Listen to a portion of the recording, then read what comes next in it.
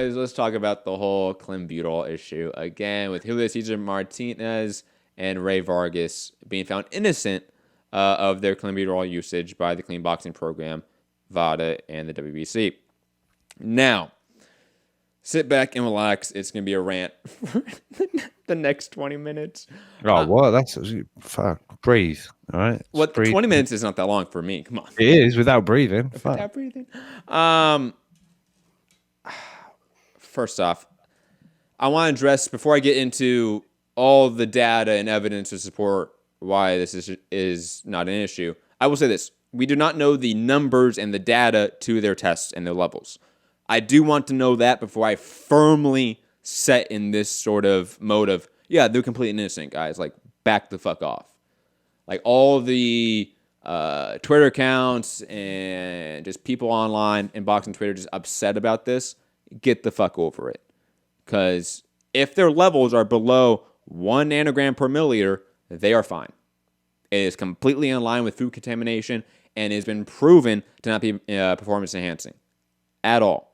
And this has been confirmed and made aware that China and Mexico, specifically those two countries, are at high risk for clenbuterol contamination. That's been set in motion for near a decade. WADA put out their statement November 2011 that athletes must show caution due to contaminated meat. This was in 2011, guys. So this was right after the Beijing Olympics when athletes were getting tested positive for clenbuterol, especially in China. And why was this? When a lot of these guys were low levels, a lot of these athletes were low levels, they determined it was due to contaminated meat in 2011, guys. And we're still talking about this. Just want to put that in perspective here. Hold on. The stream seemed to cut out. I think the stream's back, guys. And we're back. Anyways, back to what I was ranting about. Internet didn't want this rant. No, man. Clearly, somebody is not happy about it. In 2011, also June, so this is before the WADA determination, and this is part of why they determined it.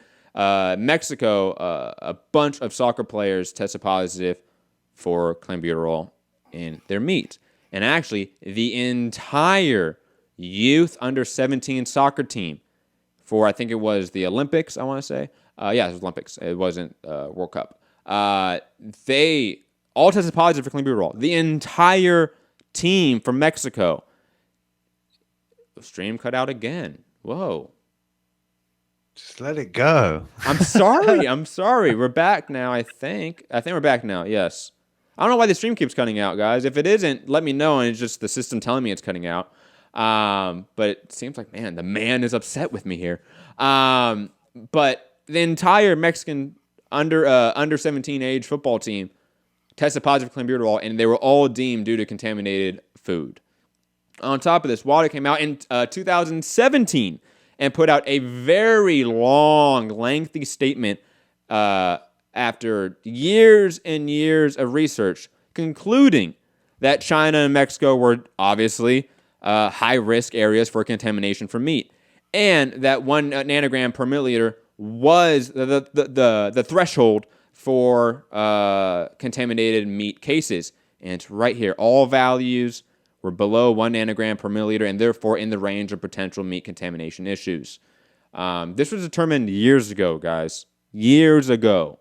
And on top of that, guys, WADA came out. I know VADA is not a WADA-accredited agency, so maybe people don't care about this, but it does matter because WADA is the gold standard of PED regulation. WADA, I think it was yesterday, ruled on 52 new rule changes. And one of them, guys, was increasing the threshold of clenbuterol usage because there is such a high contamination issue in sports. Not just with clenbuterol, but all of sports. And Dave Marsden of Bodylock MMA, great source of information for anything PED regulation, details all of the major things in the new rules and regulations from WADA. And one of them is to increase thresholds for certain SARMs and certain PEDs because of contaminated supplements, guys. Okay. Jeff Nowitzki, the head of the USADA UFC program, came out and said, look, a strict no-fail policy is no longer applicable to PD regulation. The foundational essence of PD regulation is gone in a sense. And on top of that, there is mass contamination issues in all of sports and just the world period. They're finding PEDs and banned substances in your drinking water and daily vitamins all over the place now. So the idea to crucify Martinez and Ray Vargas, two Mexican fighters that train and live in Mexico when they are in high-risk areas for contamination, is just ludicrous. And the fact that boxing heads, I mean legit boxing heads, I'm not talking about the fanboys in replies or in mentions for people, legit boxing heads are still peddling talking points from over a decade ago now. Because this has been established science for a decade that if you are under this level, it is not performance enhancing and is in line with meat contamination. On top of that, and if you live in these areas and you test positive for this under this threshold, it will now be a atypical finding and not an adverse analytical finding. That is massive change. So the idea that these two guys are PD users or anything like that is ludicrous. And if anyone out there in the media is peddling that bullshit, shame on you. You are bad. You are a bad character, bad faith actor in this space. Get out of our sport. You do more harm to our sport spreading disinformation than you do spreading more than you do anything else. So get out of here, please. Media members that are peddling this bullshit. The only thing I would say is if they say that having under 1 nano isn't going to impact your performance, then it doesn't matter how you got it, right? Because it's not performance enhancing at that point. Yes.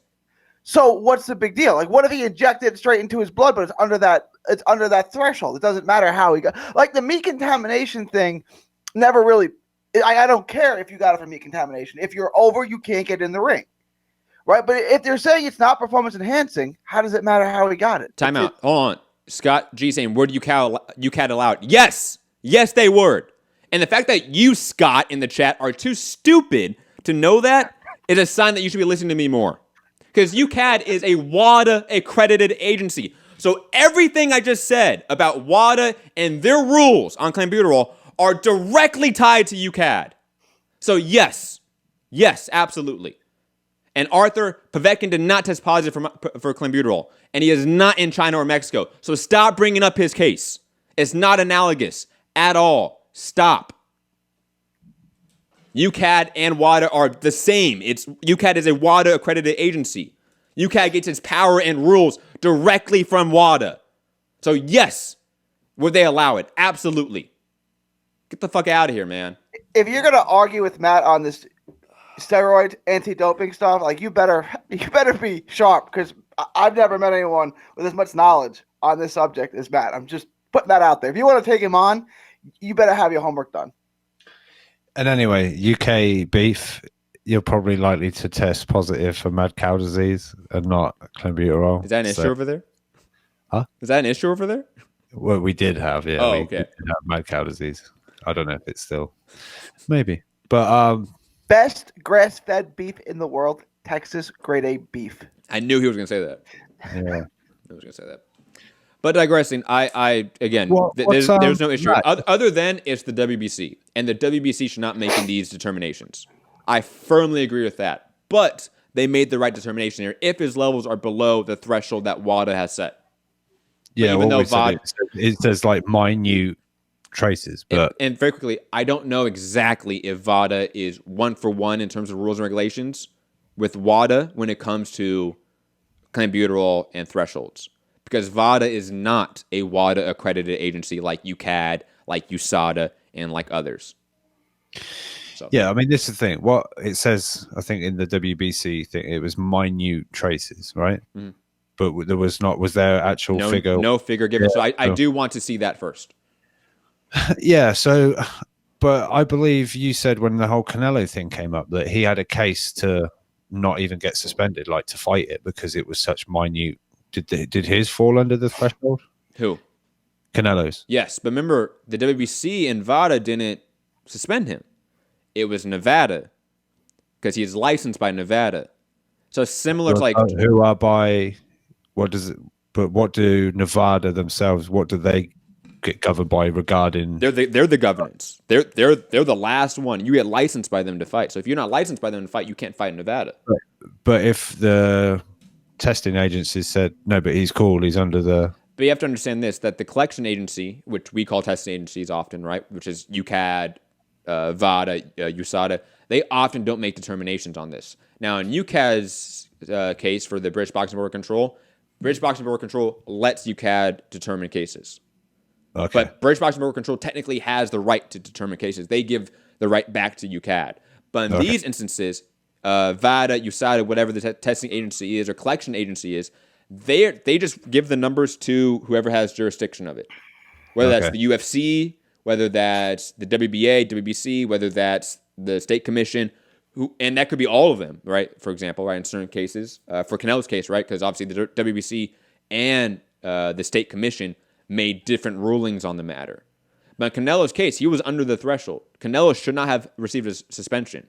But I believe that Nevada, due to public pressure, gave him a slap on the wrist because they thought if they listened to the experts, that the fans would and the consumers would get upset, and they didn't want to face that public backlash. But they didn't give him a slap on the wrist. They gave him the standard penalty, 6 months. It wasn't a slap on the wrist. It was the standard penalty. But in the public eyes, that is a slap on the wrist. I'll say that.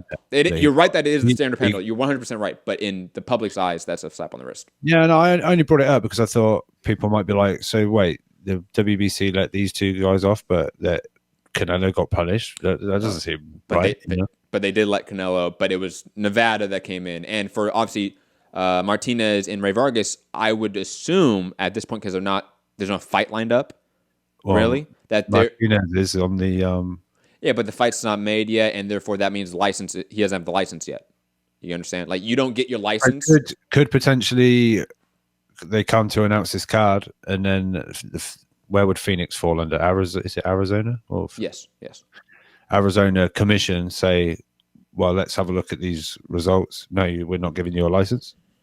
Could they? I mean, could they? Yes. Would they? Most likely not, due to the case that at the time of him testing positive, he is not under their jurisdiction. He's not licensed by them. So it's similar to Jared Miller's case, right?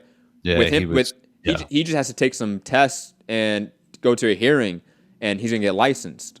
Yeah. Right. That would be at most probably what you see in Martinez or Ray Vargas's case, is that they have to go to a hearing, maybe take an extra test or two from the commission to prove that they're clean. But because this is literally not under the jurisdiction of these commissions, they cannot rule on it at this point in time. This is the thing, like you just said, there's no fight made, this, that, and the other. And this was when VADA went knocking on Chavez's door, right? Mm-hmm. But I don't think he's part of the all-round program. And yet they went knocking for a sample, and he said no, and he said, I haven't got a fight. No, you're right. No, okay. So to that story, Chavez-Jacobs, the fight contract is supposed to have VADA attached to it. But like you said, Chavez is not with the clean boxing program, so he's not year-round tested. So they jump-started the contract, allegedly without the contract being done, per Chavez's team, right? That's what they've come out and said, that, hey, the contract wasn't done, so therefore we weren't supposed to get tested by VADA yet. If that's the case, damn, that sucks, man. That really does. Yeah. But, I mean, Eddie, just I'm going to put air quotes. Eddie said, this isn't matchroom propaganda or anything, I'm just quoting, that he believes because like the commission, like he'll be Chavez would be okay with the commissions and stuff. Oh, talking about who is Cesar Chavez? Yes. So that fight is still, and possibly is going to be announced on Friday. So well, because if the case is that there's just a misunderstanding of when the contract was valid, then maybe like Chavez has a case there's like, look, I wasn't supposed to be tested yet, so why are you here? Instead of, oh, I don't want to be tested now, guys, sorry, bye. There's a difference there. Like, contractually speaking, if your contract isn't signed yet and the other side is trying to enforce the contract, that's impossible to do and would be a breach of contract. But digressing from that, because again, I can go on and on about Clenbuterol and PEDs and PED regulation. But again, Dim Space on Twitter, at Dim Space, Dave Marsden is his name. Check out his work. Check out this long thread about all the new rules and regulations from WADA. I know it's more in line with UFC with his framing, but For boxing, is 100% applicable for UCAD. And a lot of some of the monetary and financial stipulations now attached to it are interesting. How, again, I would just implore everyone to go read his work. Any last thoughts on Martinez and Vargas popping for Clenbuterol and not receiving a suspension? No, we're all good. I don't know. Just for me, I know some fighters. Canelo's different. He probably can import fucking beef from wherever, and maybe some fighters can't. But to save all this, I don't know. Fighters, just watch what you're putting in your bodies. Is it like? No, it's a massive beef, dude. It's all beef in Mexico. Yes, it's a massive. You can't buy beef in Mexico without Clenbuterol in it. Dude, it's a massive issue. I'll find. I've read an article purely just about the topic of meat contamination. It wasn't related to sports, so it was a really insightful topic about article about it. I'll try to find that article and send it to you. But it's a massive issue. Like I know of the issue, but I mean, is it just in certain areas of Mexico? Is it everywhere and high percentage too? So like in terms of like slaughterhouses, I forget the percentage of slaughterhouses, but like they were like looking at certain provinces of Mexico and be like, look, or states of Mexico and go, 90% of the slaughterhouses are contaminated with something. It's high. I don't know if Mexico's like the United States, but like in the United States, most of your beef comes from a few regions, right? So if it's infected there, most of the beef's going to be infected, right? Like if it's infected in Texas and Florida, most of the beef's going to be infected. Now there's cattle other places, but that's where most of your feed cattle is coming from. Yes, good point. Then maybe it's not in every region, but the regions where beef is and livestock is sort of cultivated, it's rampant, and it's a massive concern. And it's also, again, a massive concern in China, too. So it's not just a Mexico issue. Chinese fighters, especially in the UFC, they've had this issue a lot, and they've come to realize, hey, there's just massive contamination issues. And USADA has really been hey, if you test positive under these levels in these regions, you just get a no fault. You get no suspension, you just get a no fault, and we move on.